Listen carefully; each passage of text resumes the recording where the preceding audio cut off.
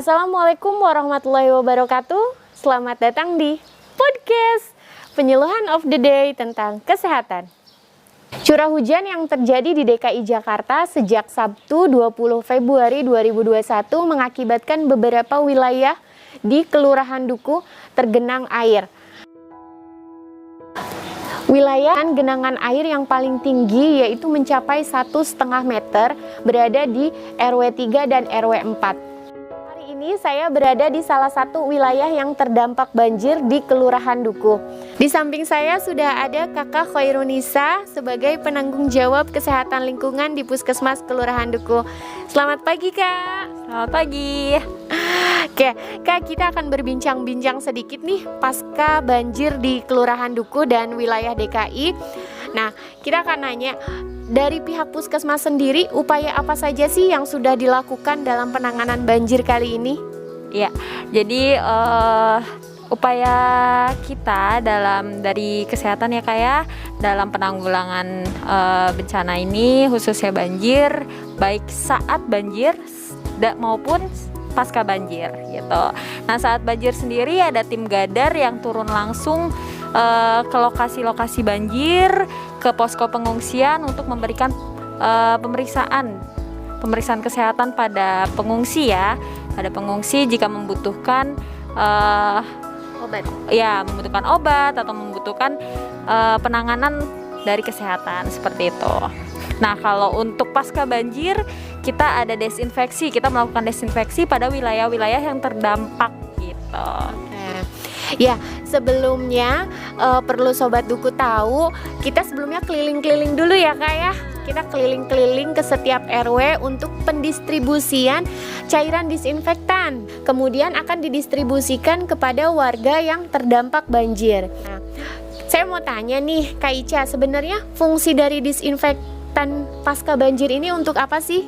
Oke, jadi kalau kita banjir ya kayak air masuk ke dalam rumah, terus perabotan kita semuanya kena air banjir. Udah pasti air banjir itu bukan air bersih ya. Air banjir itu sudah terkontaminasi dengan berbagai macam lah, baik itu bakteri ya atau apapun itu udah kotor gitu kan. Otomatis perabotan kita semuanya terkontaminasi juga nih gitu kan. Kalau kita nggak buru-buru dibersihkan, otomatis kitanya yang rugi ya, bisa terkena penyakit gitu. Nah, disinilah fungsinya desinfektan gitu untuk menghilangkan bakteri-bakteri atau mikroorganisme lainnya yang dapat menimbulkan penyakit gitu. Seperti itu. Nah, selain dari Puskesmas nih, cairan disinfektan itu bisa kita dapetin nggak secara mudah di luaran gitu? Pastinya bisa banget. Jadi semua larutan cairan desinfektan itu bisa didapatkan sama siapa aja dengan mudah dan dengan harga yang macam-macam sih ya gitu. Itu bisa didapatkan di warung, bisa didapatkan juga di minimarket ataupun di supermarket besar gitu. Itu ada larutannya, yang penting dilihat zat aktifnya Kak gitu. Ada karbol, ada larutan pemutih, ada juga klorin juga bisa gitu, atau alkohol juga bisa gitu. Cuman kalau untuk pasca banjir ini kita menggunakannya karbol gitu, untuk zat aktif yang karbol. Oke. Maaf Kak, kalau mau sebutin merek nih, kalau misalnya karbol kan kita kadang-kadang suka lupa ya, aduh kandungannya apa nih gitu kan ya. Nah, kalau kalau merek Wipol itu bisa nggak sih digunakan? Ya bisa. Pokoknya yang kuncinya adalah lihat zat aktifnya ya Kak ya. Mau itu merek apapun gitu, itu bisa digunain, atau nanti kita kasih buku sakunya.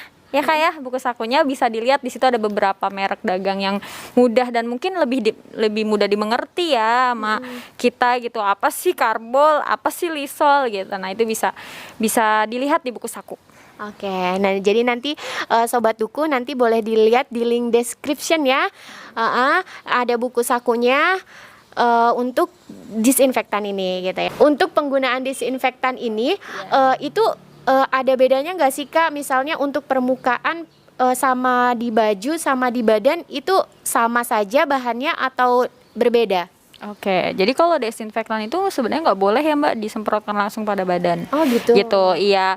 Jadi seperti yang saya bilang tadi, ada berbagai macam zat aktif. Jadi untuk permukaan, untuk baju, ataupun untuk kita cuci tangan itu juga beda gitu kan. Kalau yang untuk cuci tangan mungkin kita bisa pakai sabun hand soap ya, sabun cuci tangan, atau menggunakan hand sanitizer. Nah, kalau untuk baju kita bisa menggunakan deterjen yang biasa kita gunakan gitu. Direndam dulu 10 menit gitu, baru dilakukan pencucian seperti biasa gitu. Sekarang juga udah banyak sih larutan-larutan desinfektan yang siap dipakai untuk pakaian dan juga untuk permukaan, itu juga udah ada ya kayak, jadi lebih gampang digunain juga. Terus kalau untuk permukaan itu juga beda sendiri gitu, nggak sama dengan yang pakaian atau yang untuk tangan gitu. Oh, jadi udah punya fungsinya masing-masing ya Kak ya.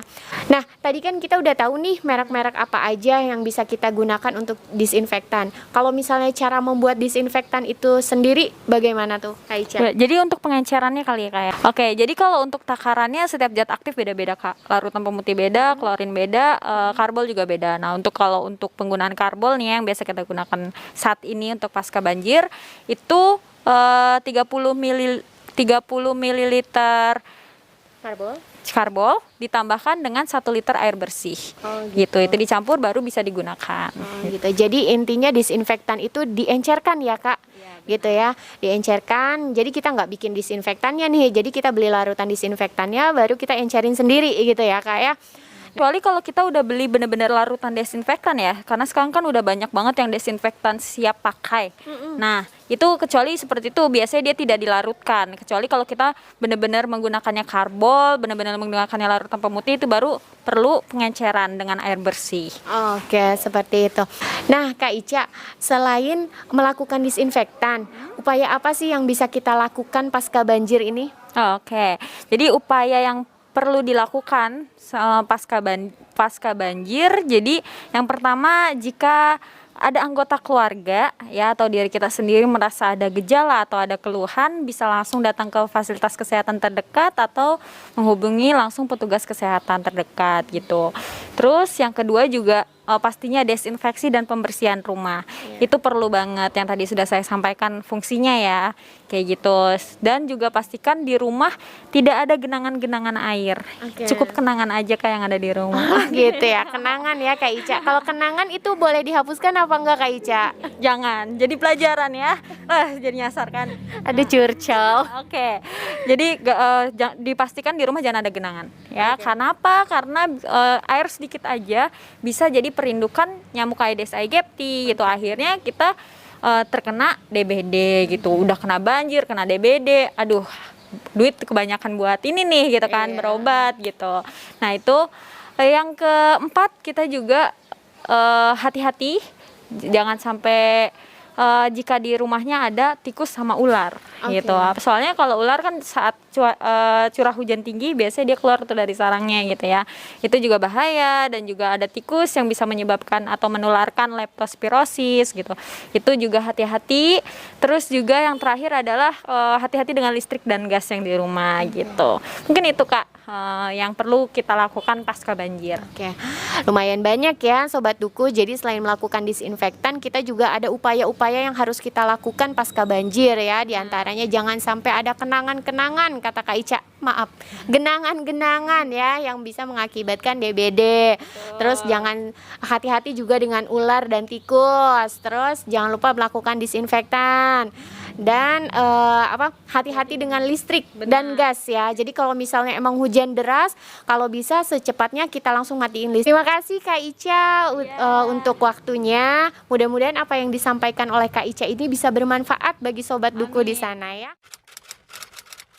Penanganan pertama pada saat banjir terjadi yang bisa kita lakukan adalah menolong warga. Menolong warga caranya bagaimana? Yaitu satu, mengevakuasi warga yang memang membutuhkan untuk dievakuasi. Yang kedua, kita buka dapur umum. Kita ada 2 dapur umum di RT 9 dan di RT 11. Alhamdulillah dari pagi sampai sore itu dapur umum kita buka dan sudah melayani 500 warga yang terdampak banjir. Dari 500 tersebut sekitar 450 nasi bungkus yang sudah didistribusikan ke warga masyarakat. Juga ada bantuan-bantuan dari unsur-unsur lain, yaitu para dermawan, donatur, warga masyarakat, dan dari pihak instansi terkait, dalam hal ini kelurahan, dinas sosial, dan CSR juga ada. Ya, biasanya kita memang selalu setiap banjir datang dari pihak puskesmas itu datang untuk mendata warga-warga yang terdampak banjir, bahkan juga balita-balita itu terdata. Dan biasanya kalau ada yang memang butuh pertolongan, kita langsung menghubungi puskesmas. Dan kebetulan pada hari ini juga kita mendapatkan bantuan desinfektan untuk warga membersihkan rumahnya yang terkena banjir. Upaya yang telah dilakukan oleh pihak kelurahan, di antara lain koordinasi dengan pihak RW terkait yang terkena dampak, terutama di RW 4. Kita sudah lakukan beberapa upaya, yaitu menyiapkan sarana untuk evakuasi warga, terutama warga yang memang terkena dampak banjir di RT 9 dan RT 11, menyiapkan perahu dan tenaganya baik dari PPSU maupun dari teman-teman dari pihak RW, baik dari Karang Tarunanya, FKDM-nya, dan masyarakat lainnya. Dan alhamdulillah sudah berjalan dengan baik. Kemudian selain evakuasi langsung di lapangan, kita juga berusaha koordinasi dengan instansi terkait untuk bantuan logistik warga, terutama warga yang terdampak, baik yang ada di pengungsian ataupun yang masih bertahan di rumah warga yang terkena dampak, yaitu berupa bantuan makanan, baik melalui dapur umum yang dibuka oleh Kelurahan Duku sendiri, ataupun bantuan yang kita dapatkan dari PMI Jakarta Timur maupun dari dinas sosial. Alhamdulillah sejauh ini berjalan cukup baik dan lancar. Terima kasih. Terima kasih telah menonton podcast On The Spot kali ini. Jangan lupa untuk tetap mematuhi protokol kesehatan dengan 5M, memakai masker, mencuci tangan, menjaga jarak, mengurangi kerumunan, dan mengurangi mobilitas. Jangan lupa untuk like, comment, and subscribe. Wassalamualaikum warahmatullahi wabarakatuh. Salam Duku sehat.